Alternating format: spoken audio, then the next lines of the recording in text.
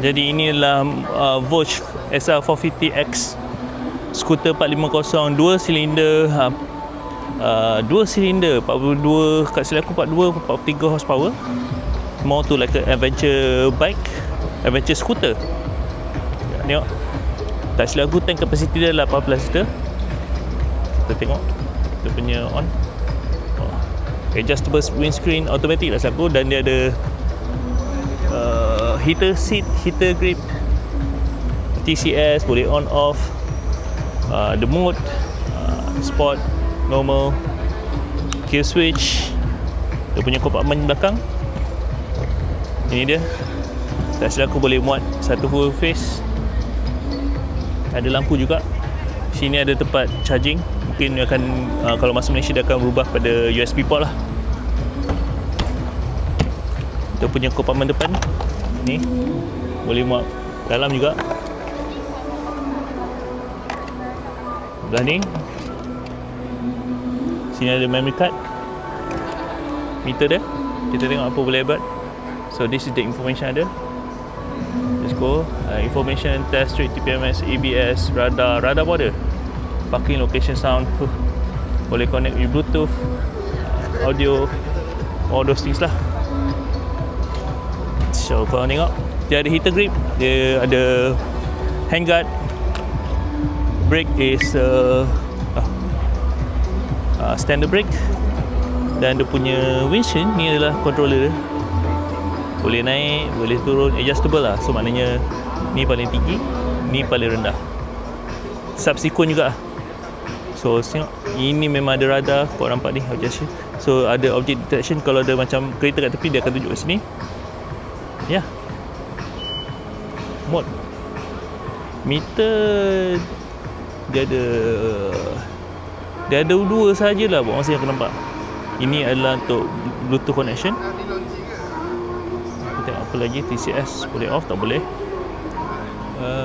Let's see what else. GPS, radar, signal. Ya, itu dia buat masa ni. So off kan. Kita ya, dia ada dua tempat letak kaki. Kau boleh stand macam off-road punya skuter. So ya, ini dia motor skuter 450. Depan USD fork, Jejuan single disc, non-floating. Depan ni 17 120, belakang 13. Pendek sikit. Dia 2 silinder, tapi dia lain antara dia kat sini. Kat Malaysia ada 2 skuter yang ada 2 silinder, which is AK 550 dengan T-Max. Beza dia dengan ni adalah dia punya weight distribution. Yang ni dia still guna conventional punya skuter, tapi AK dengan T-Max tu dia gunakan swing arm. So weight distribution ni is 50-50. Yang ni mungkin kurang sikit lah, mungkin belakang lagi berat lah. So this is a quick look of the Vogue SR450X. Akan datang pasaran tapi tak masuk lagi lah. So tunggu. Memang antara most skuter yang menarik lah. Oh. Ya, aku guna custom. Kalau guna custom tu boleh masuk PC kan? Boleh masuk ni kan? Boleh kot. Dia square tu kan? Kau boleh potong macam tu lah. Boleh macam aku. Okay, lupa nak buat. Kita tengok dia punya seat height, sitting position.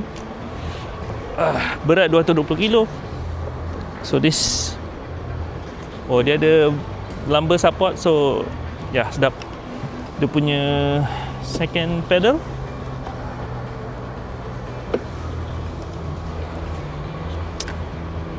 best lah.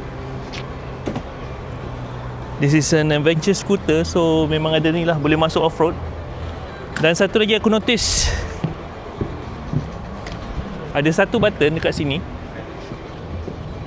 yang menunjukkan ada 2 dengan 1. Aku tak tahu apa maksud 2 dan 1 ni, tapi nanti kita akan tahu lah. Okay.